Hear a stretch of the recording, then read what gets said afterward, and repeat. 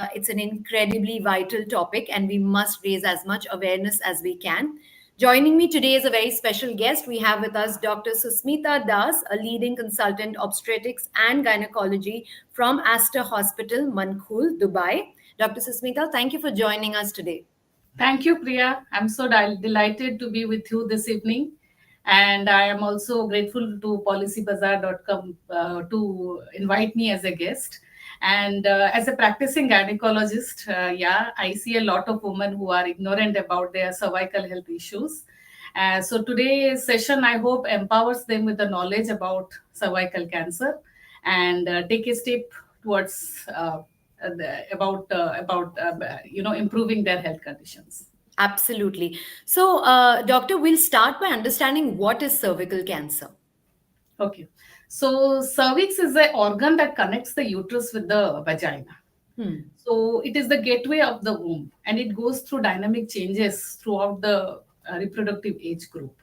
So it goes through lots of insult, that is wear and tear during childbirth, menstruation, sexual exposure, and all that. Right. So that is the organ that can be affected with cancer, and mostly due to human papilloma virus infection. Right. Okay. So, just like any other cancer or any other disease or condition, they always say that early detection is important. So, I just want to tell our audience that today, throughout our session, we are going to be focusing on early detection, how to do the screenings. There are also vaccines available for cervical cancer. So, we will touch upon that, as well as doctor will help us with some lifestyle tips. So let's get started, doctor. Let's dive into some of the most common questions about cervical cancer. First of all, tell us, at what age does one need to screen for cervical cancer, and how important is it, and how frequently should a screening be done? Yeah. So the screening should start by age of 21 to 24 years with a pap smear. That is the most common test available. And it should be done every 3 years in a not necessarily asymptomatic, in asymptomatic woman. So we do a screening test in an asymptomatic woman after onset of her sexual life, mostly between 21 to 24 years of age. Right. Okay. So you mentioned pap smear test. Can you elaborate a little more on what a pap smear test is? Okay. So a pap smear is like we take a scrape of the cells from the cervix. Okay. And we fix it on a slide, or we put it in a liquid agent, and we check for the abnormal cells in the smear to detect any cells that could be precancerous and later on transform into cancerous cells. I see. I understand. Is there any other kind of screening? There is HPV So test. that What is is that? another called as a HPV genotyping test, which is also done on the same sample that we collect for the pap smear. Okay. So this test is useful to find out whether the woman has high risk HPV virus or low risk HPV virus. HPV viruses are of around more than 100 variants. So that could be low risk, which has a low potentiality to cancer, and high risk, which has a high potentiality to cancer. Right. So, like you said, it should start around 21 to 24 years of age, and every 3 years, a screening and a test should be done to see if the cervical cancer is there in the body. Can you explain what are the early symptoms of this cancer, and how does one understand that they could be having it? Yeah. So a sexually active woman can come with complaints of recurrent, repeated, offensive vaginal discharge, abnormal menstruation or a abnormal bleeding pattern, Okay. low back pain, and in many cases there wouldn't be any symptoms till the disease has gone to a progression stage. Okay. Right. So, in when you say abnormal menstruation pattern, what do you mean by that? Sometimes it's like the bleeding is not restricted to the menstruation. It could be in between menstruation, or there could be a contact bleeding. That means a bleeding after a sexual intercourse. Okay. Okay. Okay. Hmm. So those Right. are called as abnormal. Yeah, women can say present it as a abnormal menstruation, saying that I have abnormal bleeding in between the menstruations as well. Is there any pain involved as well? Not necessarily, because cervical cancer, the early symptoms may not be always a pain. It can be a Hmm. vague back pain or something, but the pain may not be a very presenting picture in a precancerous cervical lesions or in cervical cancer. Understood. So when you say that it's the bleeding that gives away, and that's an early one of the early symptoms. So is it like when the bleeding starts, or when a person notices the bleeding, you're able to say that it's still in the early stages of the cancer, or you will find out only once a test is See, done? when a woman has these abnormal symptoms, she visits us to the clinic, and Right. first thing is we examine the cervix visually. We Okay. see whether there is any obvious, a lesion or ulcer that is bleeding, or it is an infection. Okay, and with that we take a smear and Okay. find out if it is associated with any abnormal cells. So Understood. if there is a bleeding, a clinical examination, a visualization of the cervix itself can give you a 50% of clarification. Understood. So tell me, doctor, I have not heard this about any other cancer, but in cervical cancer, there is a preventive method. There are vaccines available to be able to prevent it and not get cervical cancer. Can you elaborate on the vaccines? So first thing you must understand that cervical cancer is one of the cancer which can be detected in a preclinical phase with screening tests, Yes. and it can be prevented with vaccines. That is the Hmm. beauty of cervical cancer. Hmm. Okay, so apart from screening, if we vaccinate a woman before her sexual exposure, it reduces the chances of cancer drastically. And we Okay. have already seen in high income countries where government has implemented policies of screening and vaccination, and how the mortality and the incidence of cervical cancers has drastically come down. Right. Right. So can you elaborate on how these vaccines are to be taken, and is it supposed to be taken only once in a lifetime? So there are a lot of different types of vaccines. They are like bivalent, means they cover two strains, quadrivalent, covering four strains of vaccine, or Okay. there are nine valent, covering nine strains. So the more higher the valent, the more expensive it could be, and more number of strains it covers. And there is a schedule to take vaccine. So if Yes. you are starting early, when your immune system is more stronger, you can take two doses, or it Hmm. can be three doses, that is mostly at the zero, second month, and at the sixth month. Hmm. And Hmm. it should be taken both by men as well as women, I mean girls and boys, at the age of 10 to 12 years. Oh, okay, okay. And so then these, like you said, that it's taken once in a lifetime. And is it like once the vaccines have been taken, even then is a screening and a pap smear test still required? Yes, very much, certainly, because vaccines doesn't cover all the strains. Okay. It gives you a protection against major strains that can cause cervical cancer. Yeah, But still, screening is recommended after being sexually active. yeah. Okay. So tell me something, doctor. How can one be proactive about cervical cancer at home? Are there any precautions or any checks that we can do? See, till now we don't have those kits available where a woman can self-check and do things at home.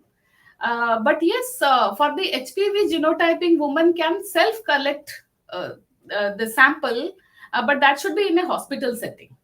Hmm. Okay. Okay. So Understood. yeah, we haven't come to a stage where they can do some home kit testing and Home. just know. And I think that can raise a lot of confusion and lot of fear. So it's better to be It's better collected. you get a professional screening done at a medical center. Yes. Right. Understood. So, doctor, coming to the emotional dimension of cervical cancer, can you throw some light on how does cervical cancer affect a woman emotionally, and what are the support systems available to a woman? Okay. So whenever a woman gets an abnormal report, the first thing that comes to her mind is, oh, do I have cancer? Hmm.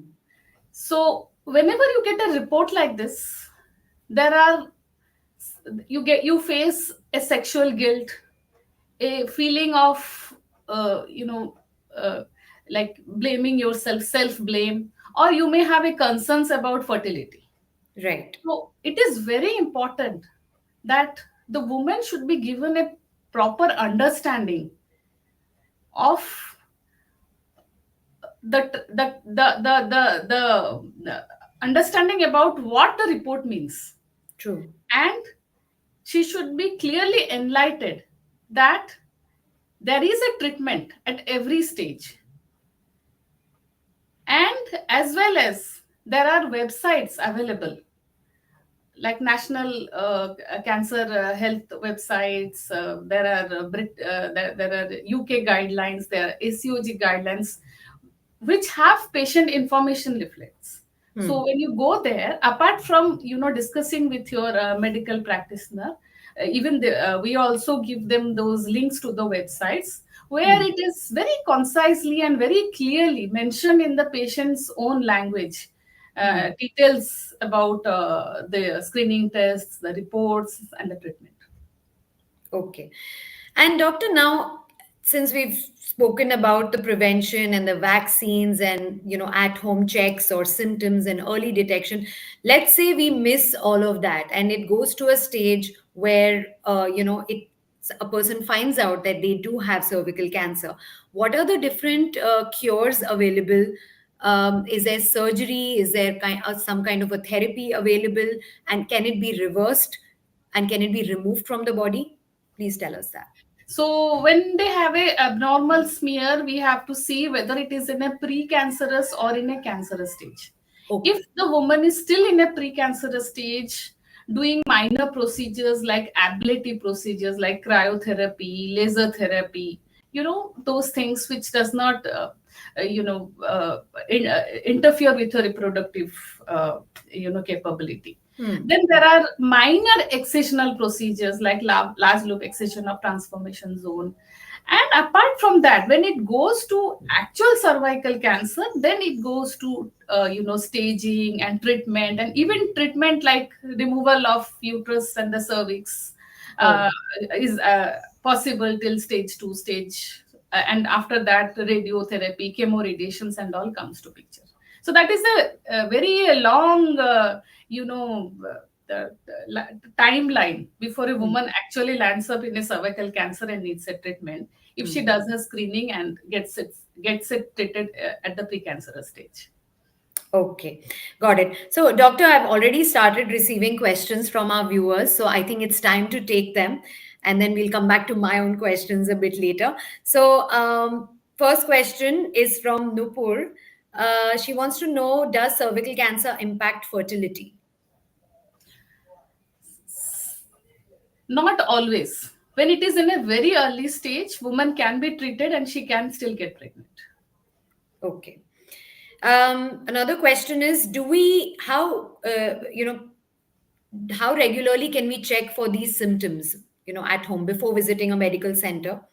How regularly should we check? As I discussed, women should have a screening test every 3 years. Okay. At home, it basically is a symptom dependent. If she is having repeated, recurrent, offensive vaginal discharge, irregular bleeding, post-coital bleeding, these are the things that draw a woman to the hospital for a general gynec examination. All right. Doctor, the next question from a viewer is about recovery time. Based on the stage of the cervical cancer that a woman may be at, what would be the recovery time? That's a bit of a complicated to be put in one line or in a very brief statement. But yes, when a woman comes to us in a precancerous stage and we do this excisional or ablation procedures, they can well go back to the office the next day. Hmm. You know, Oh, that is okay. how it is. Okay, so when you are treating at a precancerous stage, yeah, the return to work is can be the next day or in a week time, In a depending on week's her time comfort. itself. Okay. What about otherwise? About the cancer, the proper cancer, that depends upon the surgical interventions, how major the surgery is, which may Okay. be, and whether a chemo radiation is present or not, and that Hmm. can be months. Right. It could take up to months. Right. Can you also tell us if men carry HPV and how can they help prevent the spread? Oh, definitely. So, HPV infection is a sexually transmitted infection. Okay. So, women and men can equally carry the infection. Right. And HPV doesn't only cause cervical cancer, it can cause anal cancer, it can cause oral cancer, it can cause nasopharyngeal, that is the throat, mouth Oh, okay. cancers. Hmm. Okay, Right. so it is always advised. See, there are no screening tests as such for men, but if we are speaking about vaccination, yes, it's always encouraged for both girls and boys to be vaccinated against HPV vaccination. Got it. Doctor, one viewer is asking if cervical cancer can be cured 100% or does it return? There are chances of it returning. It depends on the staging of cervical cancer. Definitely, there is a lot of morbidity. Morbidity means, deterioration of the lifestyle involved, whether it is only up to surgery or it also involves chemoradiation. Okay, here we don't, in whenever there is a cancer, proper cancer, we don't speak about completely cure. We speak about mostly about disease free remission, whether it's a 5 year survival, 10-year survival, like that. Right. Understood. Talking about lifestyle changes, is there anything that women should do at home in terms of lifestyle to prevent cervical cancer? So 70% of women sexually exposed could be harboring a HPV infection. Okay. But not everybody gets a precancerous lesion or a cervical cancer. That is basically because of the immunological system. Our immunity clears it out spontaneously. So Hmm. anything to improve the immunity of your body is good enough for a prevention. And what are the preventive measures? Good lifestyle, like good diet, exercise, menstrual hygiene, healthy sexual practices, Hmm. and quit smoking. Okay. So basically, you're saying that the body, the more active it is, the healthier it is, the stronger the immune system will be. And of course, indirectly, it is going to impact because the HPV virus or any infection that they get will not further progress or develop into a cancerous one. Very much. So they will get cleared spontaneously. They will get cleared out of the body because of your host immune response. Got it. Are there any kind of foods like to be avoided so that you can prevent or help the immune system to be stronger and not have cervical cancer? See, in general, we the food is a very common platform for everybody, and yes, what we take in, we manifest that. So yes, it should always be more of plant based, fresh, healthy, uh, to avoid sugary products, processed, ultra processed food should Right, definitely be avoided. right, right. Someone is asking, is cervical cancer hereditary? Can it be passed on to my daughter if I have it? See, the so yeah, the first is the direct thing that most of the cervical cancers are not hereditary. Very rare, less than 5% could be hereditary. Hmm. In contrast to other cancers like breast cancer or ovarian cancer. Okay. So, cervical cancer is mostly 95% HPV based infection, not hereditary. Hmm. Hmm. Hmm. Okay. Also, someone has asked, is there a chance of getting cervical cancer post menopause? Should they be scared? So, uh,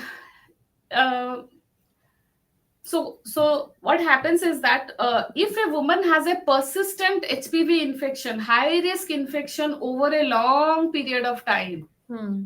and the body has not cleared, she may manifest it later towards close to menopause or postmenopausal. But yeah, we stop doing pap smears after 65 years of age. Okay. That is because the cervix, the transformation zone of the cervix Hmm. doesn't go through that much of change after the menopause. Okay, okay. So pap smear test is usually stopped after 65. Yeah, in some countries by 75 or by 65, if your previous pap smears has been normal or your previous screening for HPV has been normal. Okay, got it. So So, even, yeah, yes, doctor. if a menopausal or postmenopausal woman is getting cervical cancer, it is she's being diagnosed with cervical cancer at that point of time. Before. She would have had the infection at the preclinical stage long before that. Okay, okay, okay, got it. Someone has asked, can a cervical cancer survivor lead a normal life post-treatment? Yes, they can. That all depends on your mental health, the way to cope with the things, with proper support system Hmm. and a good health guidance. They can lead a normal life. Perfect. So, doctor, you were saying that vaccine, the HPV vaccine, it protects against certain strains. So, let's say somebody got a vaccine at 10 to 15 years of age. Should they then take an additional vaccine to expand the strain coverage? See, what happens is that if you have taken all the three dosage, that is good enough Okay. to cover for rest of your lifetime. You don't have to take any additional dosage. But some people who are not vaccinated and they are considering to get vaccinated after the age of 25, they may take it according to their circumstances as a catch-up vaccination. Okay, but when you're saying that the 2 or 3 doses that are given, because I have also taken the HPV vaccine, so I know that the gap between these vaccines is like first it's 30 days and then a 60-day or a 90-day period, something like that. So within about 3.5 months, all the doses are complete. Am I right? Yeah. So that Yeah. is like zero, second month, and sixth month. And the 6th month, exactly. So within 6 months, the all the doses are complete. So beyond that, then it's not really necessary to take any additional I vaccines. don't think so. No. Okay, all right. Another question is, if somebody has a recurring UTI, are they more prone to having this type of cancer? Okay. So uh, you have the so there can be additional symptoms like other sexually transmitted. So these cancers can be more frequently associated with uh, other sexually transmitted infections, and sexually transmitted infections can also symptomatically manifest as symptoms of UTI. Okay, okay, Yeah, understood. like Right. painful urination, repeated urination. This can happen with other sexually transmitted infections. Diseases as well. Okay, okay. Someone has asked this again. I think you answered it previously, but they would have joined late. So please tell us again, what is the minimum age for females to get the HPV vaccine? Okay. The least age is by 9 years of age, and Okay, the good age is between 10 to 12 years of age. 10 to 12 years. But even Before if the it is woman, taken after that, it's fine. yeah, before the woman starts her journey of sexual life, of course. It's Of course. always, the best benefit is when you start before the sexual exposure. Right. Understood. Another question that's just come in is, does the risk of cervical cancer increase with increasing age? There is a certain peak age for cervical cancer, mostly between 35 to 55. That is when mostly the women are diagnosed. Okay. Any known side effects of cervical cancer treatment? So, if it is the minor procedures like excisional procedures, cryo, and all, there can be very minor side effects like some cramping pain or some, watery discharge, all that.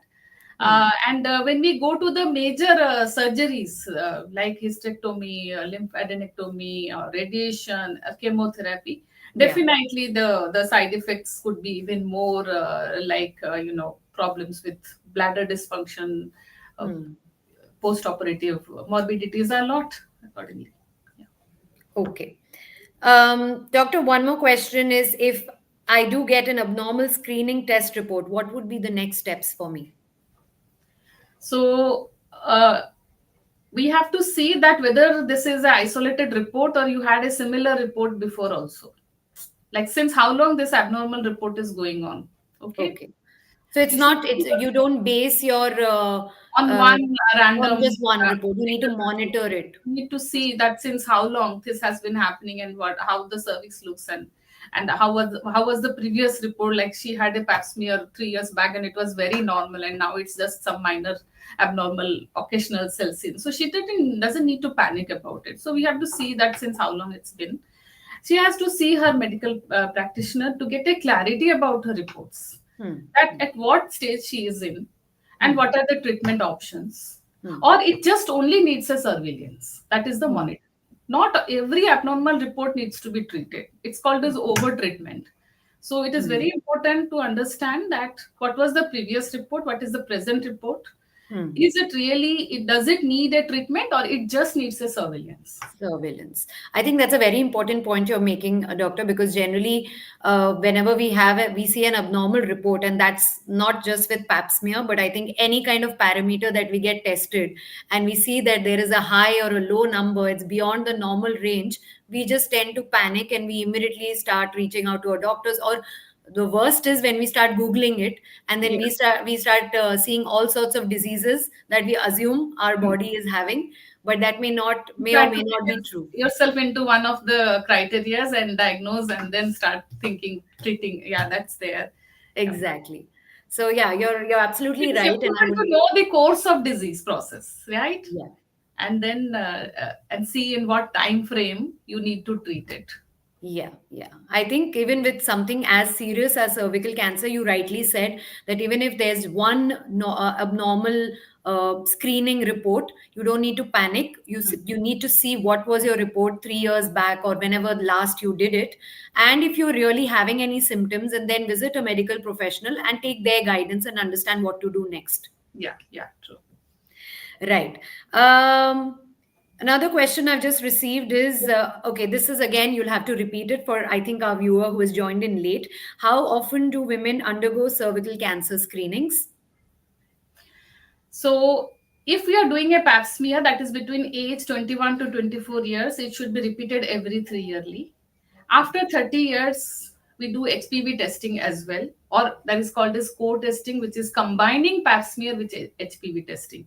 So if you're doing a HPV testing or a co-testing, that is combination of both, it should be done in once in 5 years, as long as the reports are normal.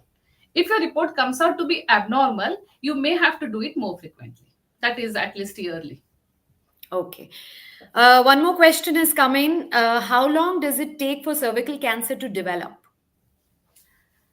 It can take, from the time of preclinical stage to clinical stage, it may take around 10 to 15 years.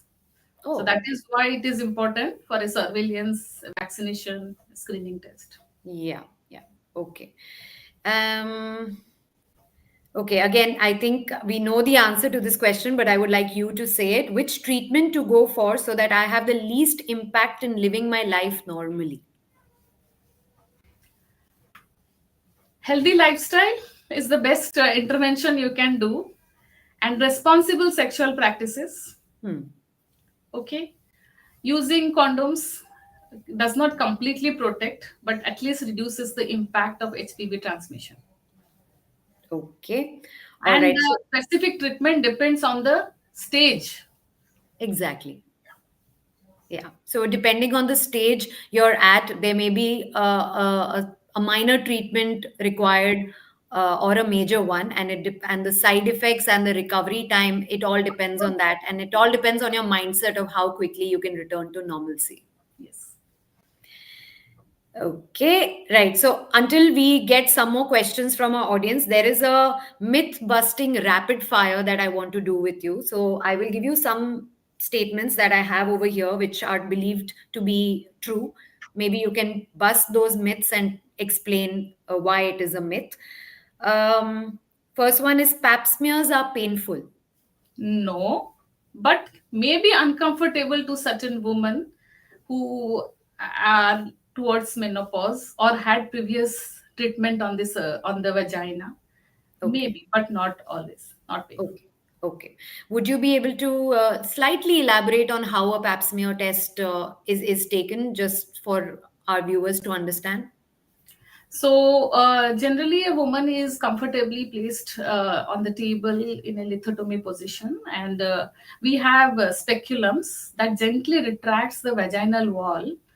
We use little bit of a lubricant to make it more comfortable for her, and we expose the cervix, and we have brush or spatula where we just gently sweep it on the cervix and collect the cells, Okay, which undergoes testing. which undergoes testing.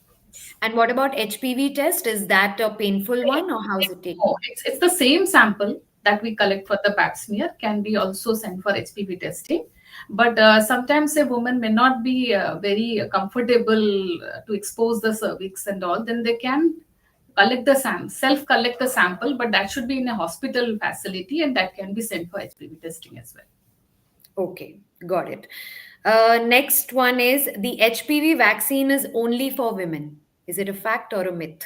No, it's completely a myth. It's best to immunize both your boys and girls because it's a sexually transmitted.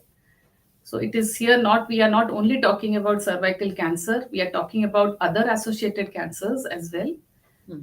like the anal cancer, nasopharyngeal cancer, oral cancer, as I Hmm. mentioned before. Hmm. Okay. Next one is if I have no symptoms, I don't need to worry about cervical cancer. No. Even if you don't have symptoms, screening tests are not symptom based. They have just to be done as a general, health measure. Hmm. So even if you don't have symptoms, you should do a screening test for cervical cancer. Yeah. And I think one of the good things that I have seen living in Dubai for so many years, even when I visited Aster in Mankhool or any other medical centers and a gynecologist, usually they always suggest, they always recommend, or they ask you for your previous pap smear report. So it's a great thing where the doctors are always stressing and emphasizing on this test and checking that before they get to any other kind of screening. Yes. Yeah. It's very important also, responsible for the woman's part to keep a track of her screening tests if she's Yes, going through. Yeah. right. Last one, cervical cancer is rare and doesn't require much attention. It is the fourth most common cancer worldwide among women. Okay, Okay. so it is not rare. Yeah. And but in contrast to other cancers, it is quite preventable with a vaccine. You don't have to go to a treatment phase when you can prevent it. Yeah, yeah, absolutely. Okay, now I'll be taking one last question from a viewer. Again, I think they have joined in late, so this might be repetitive for you, but please answer that. How much time does it take to get back to normal life after a cervical cancer treatment? It can take some weeks to months to get Hmm. back to normal after a cancer treatment. Right. And like you were saying, that it depends on the stage and Stage. the treatment that is done as per the stage of cervical cancer that you are at. Right? Yeah. Okay. Any closing thoughts that you want to share with our viewers? So here I'll give two take home messages. One is, uh, yeah, you shouldn't miss your screening test. Every woman should be aware of the screening test because that is what I find in most of the women. They don't have idea about any screening test. And Hmm. second, please vaccinate your girls as well as boys. Till Hmm. now, mindset is only to vaccinate girls. Yes. Please vaccinate both your girls and boys before they embark on their sexual journey. Yeah, I think that's a very, very valid, very important point, doctor. Even I was not aware of this, and I have taken the HPV vaccine much earlier in life, but I never knew that men also need this because I thought cervical cancer is just something that women have to deal with, and they need to take preventive measures and vaccines, but men don't need to do any of this. But yeah, it's something great that men need to be made aware about as well. Yes. Great. Thank you so much, Doctor. Thank you for joining us. I hope we gave you some really good questions about cervical cancer, and thank you so much for answering them all. We had a lot of questions coming in from our viewers. I can tell that a lot of our audience is not completely aware in a detailed manner of how to deal with this kind of a cancer because it's not discussed as much. So I'm really thankful to Policybazaar.ae as well for hosting this session, and we hope more and more people can benefit through this session. And of course, Policybazaar.ae has the best medical insurance plans, and anything that you want to know, you can always visit the website and get the best health plan for yourself. Thank you so much for joining us today, Dr. Susmita. Thank you, Priya. Thank you, Policy Bazaar, for giving me this great evening and opportunity to enlighten our viewers. Looking forward for further opportunities. Thank you very much. Absolutely. If anybody wants to visit Dr. Susmita Das, she's at Aster Hospital, Mankhool. You can get an appointment and go and visit her and ask her all your questions or any screenings or tests that you need done for cervical cancer, for HPV, for anything at all. She's always around in Dubai and at Aster Hospital, Mankhool. So thank you so much once again, Policybazaar.ae. We'll see you for another session next time. Thank you. Take care. Thank you.